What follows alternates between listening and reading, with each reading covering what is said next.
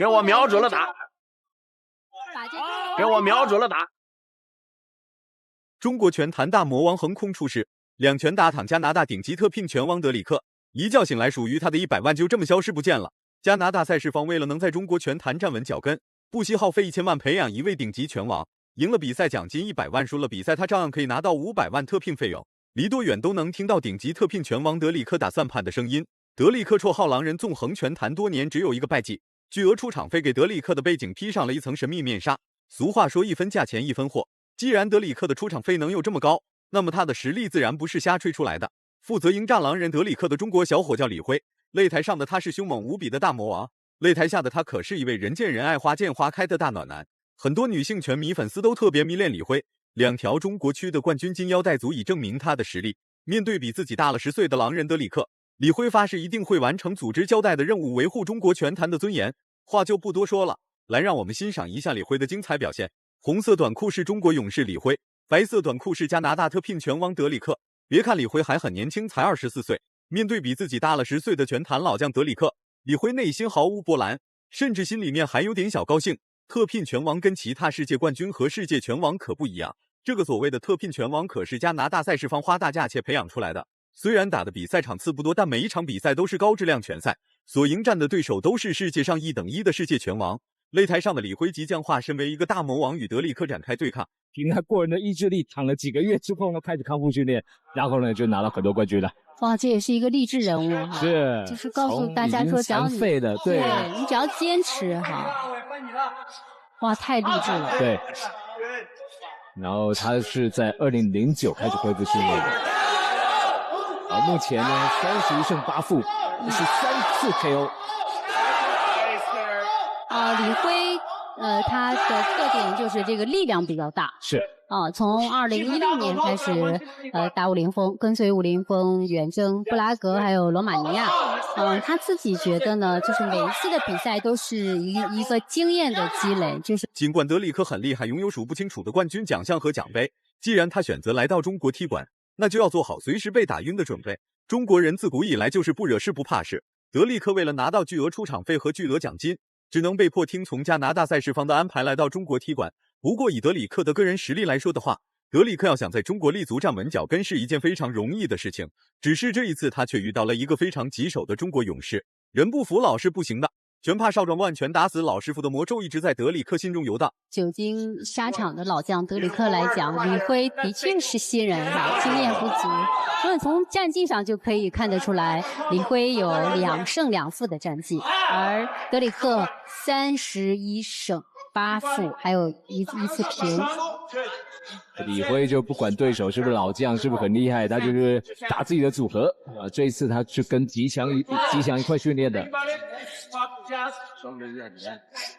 那今天看起来德里克虽然侵略性很强，但是呢，我们的李辉不给他任何这个攻击的机会。对，李辉拼命的压迫。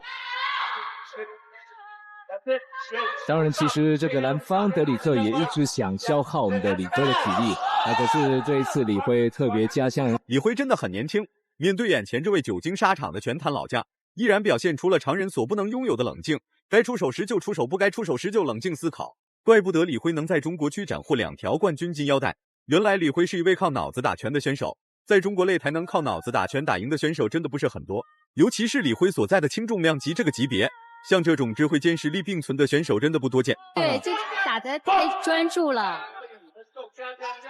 好，双方进入到了第2回合的比赛。刚刚有个转身后蹬但是蹬的可是非常的理想。哇，今天双方在拼拳。让的德里克的内围吸法不错，今天还没开始用。今天2个人都在斗拳。这个地坎很重哦。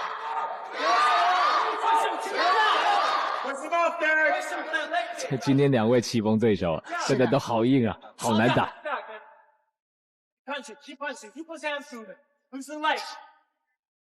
蓝方今天都是实打的，他过去呢假动作比较多，他今天可能觉得假动作对李辉没用了。对，第2回合开始了，恼羞成怒的德里克很快就开始发飙了。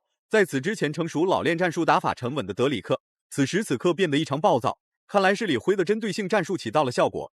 拳坛老将德里克时时刻刻都想把拳头打在李辉的身上，奈何李辉的战术运用极其精湛，根本不给德里克发起任何主动进攻的机会。就算德里克可以与李辉保持同一战线展开正面对抗，那也无法在李辉眼皮子底下发起更多有效的进攻招式。不是，是德里克踩李辉的膝盖。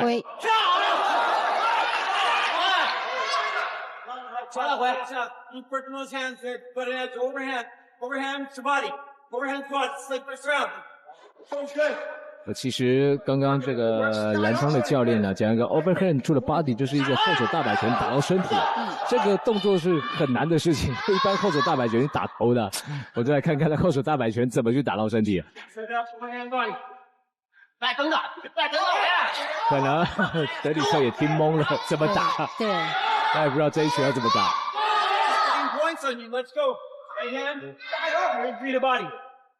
可以注意一下这个德里克报价严谨，然后上身会些微的一些摇闪。对，见钱眼开的德里克本以为能在中国拳坛快速取得胜利，结果在中国的首战就遭遇了难啃的硬骨头。对于李辉来说，击败德里克是一件非常重要的事情。不过想要在最短的时间内快速击败德里克谈何容易。不管怎么说，德里克也是一位说一不二的拳坛猛兽，总是喜欢在逆境中扭转战局，反败为胜，涅槃重生。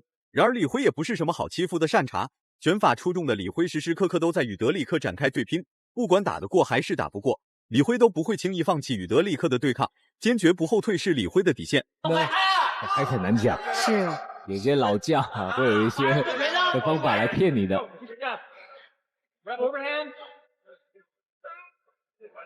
现在德里克用步法来缓一缓自己的一些情绪跟一些体力。10秒。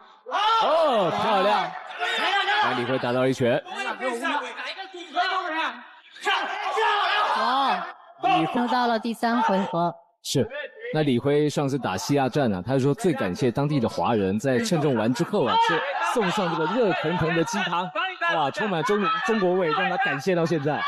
要特别说出来，对，就是一直还在想的那个味道哈。是，也非常感谢那种。第3回合开始了，年轻气盛的李辉打得越来越得心应手，持续的组合进攻打得德里克有点难以接受。不过对于德里克来说，眼前最要紧的事情就是稳住心态。虽然体能和状态方面德里克占不到优势，但比赛经验方面和战术打法的运用，德里克多少占点优势。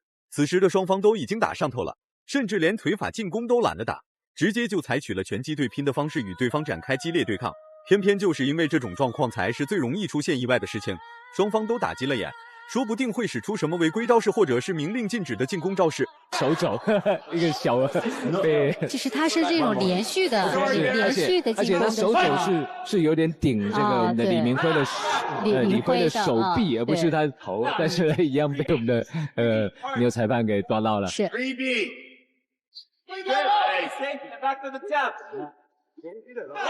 因为这是一个小小的拳击技巧。刚刚的反击。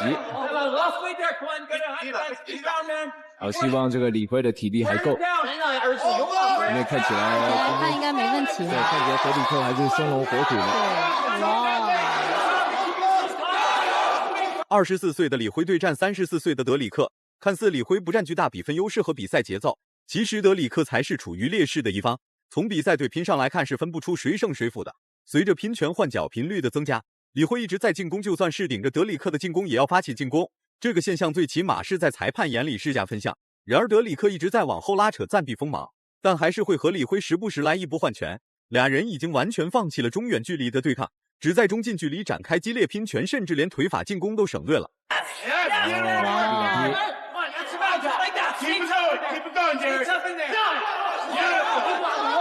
最后46秒用迪卡迪能不能对付李辉呢？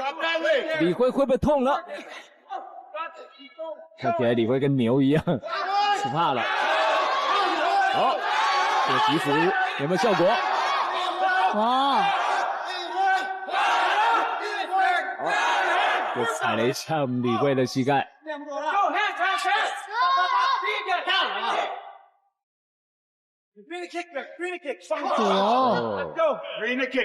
但是这个没拳，对，但是好像力量没有那么足，对，所以而且对方又往后撤，对，把力量化解掉了。对。比赛结束了，最终双方打满了3回合9分钟。不过最后的赢家还是要经过裁判的判定才能得出。要说谁输谁赢，这个真的很难说。真要是想让收视率增加数倍，裁判唯一能做的就是将比赛判定为平局，加赛1局，双方的大战就此得到延伸，观众才会看到底。第29，平局，加赛1局。单看李辉赢，2个裁判看平手，这个平局加赛。又来转身，这一招没用啊！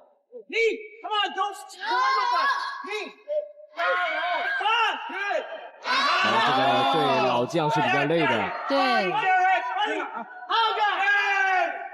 老将体能撑不住了，李辉有机会。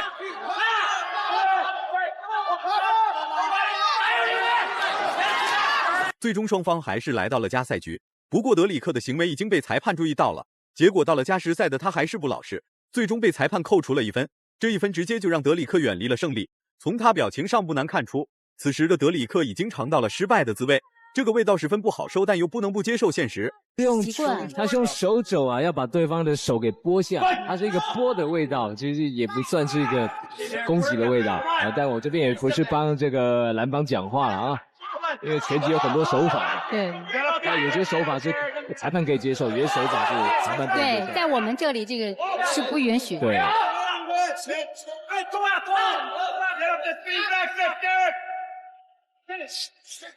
好，转身用出来了，转身的这个转身的摆拳也是被打急眼的德里克直接就是拼了，结果就是被沉着冷静的李辉打昏死过去。台下的中国观众激动的鼓掌欢呼，德里克这一次被击倒就相当于直接把胜利判给了李辉。